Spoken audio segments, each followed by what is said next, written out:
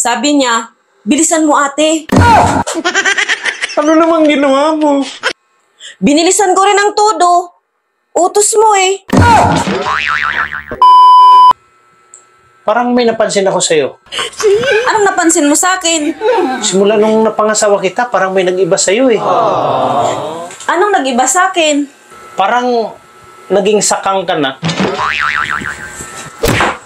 Bakit? Nagtatanong ka pa? Ikaw ba naman araw-arawin eh? Ganun ba pag araw-araw? Oo.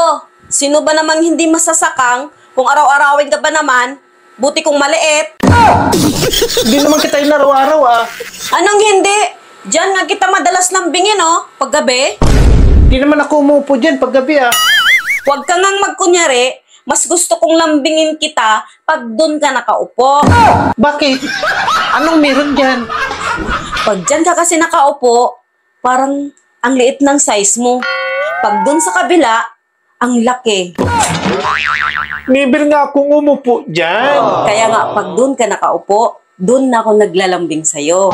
Kasi, aggressive ka masyado. At ang lupit ng performance mo. Talagang mapapa-out talaga ako sa'yo. Hindi nga ako umupo doon. Kailanman. Eh, sino bang umupo doon? Kakambal ko yung umupo doon. Galing probinsya. Hindi man lang siya nagsalita o may sinabi man lang sa'yo. Meron. Sabi niya, tama na ate.